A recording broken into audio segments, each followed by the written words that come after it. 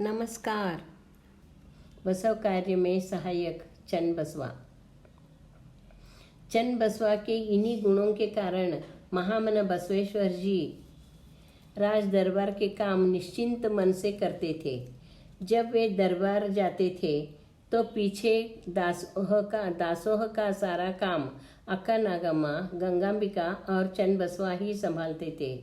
कुछ ही दिनों में राजा बिज्जल ने कल्याण नगरी को अपनी राजधानी बनाई और वे मंगलवेढ़ा से कल्याण में आकर बस गए। उनके साथ साथ बसव परिवार भी वहां आकर बस गया। कल्याण आकर बसवेश्वर जी के कार्य की गतिविधियां बढ़ गई, जिनकी जिम्मेदारी प्रत्यक्ष अप्रत्यक्ष रूप से चन्नबसवा पर पड़ती गई और चन्नबसवा भी उन्हें बखूबी और पूर्ण जिम्मेदारी से निभाते गए। परिपक्व ज्ञान और बढ़ती जिम्मेदारियों के कारण उन्हें किशोरावस्था में ही प्रौढ़ावस्था प्राप्त हो गई थी। खुद बसवेश्वर जी अपने किशोर भांजे चन्नबसवण्णा से हर विषय पर चर्चा करके उस पर उसका अभिमत लेते थे। दोनों खुलकर चर्चा करते थे। चन्नबसवा को लगता था कि बड़े होने के नाते मामाश्री उन्हें डांटे, उपदेश दे।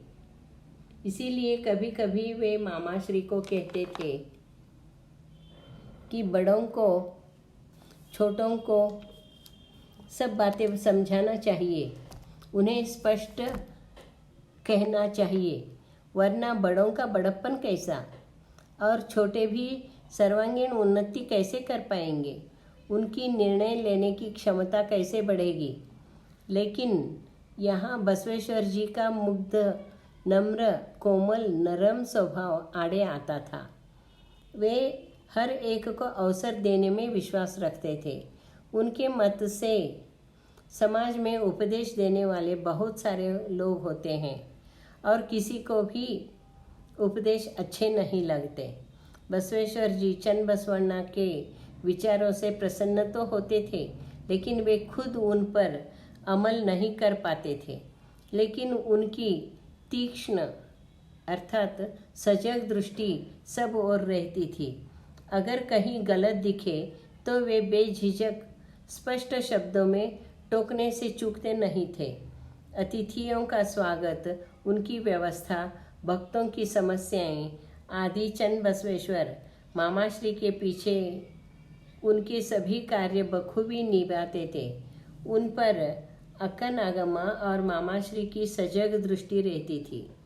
माता अक्का नागम्मा को चिंता रहती थी कि चन्नबसवण्णा अभी बहुत छोटा है, उससे कुछ गलती हो गई तो उनके भाई बसवेश्वर जी का बना बनाया कार्य बिगड़ जाएगा।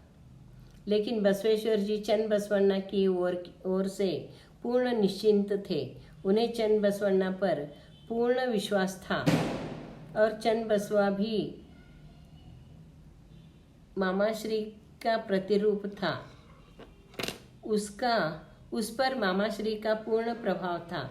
चन्नबसवा में मामाश्री के विचार, सोच, प्राथमिकता, कर्मठता, स्वभाव विशेष गुण दोषों के साथ उतर आए थे। चन्नबसवण्णा भी मामाश्री के जैसे शांत, विनम्र और न्यायी थे।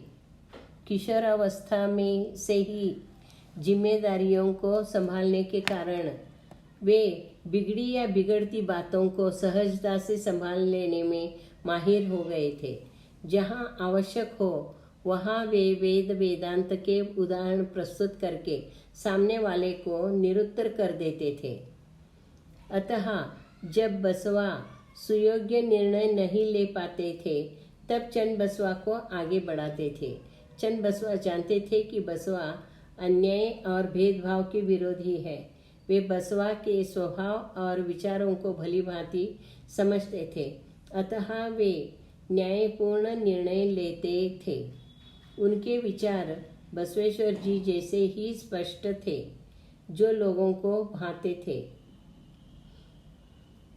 Thank you.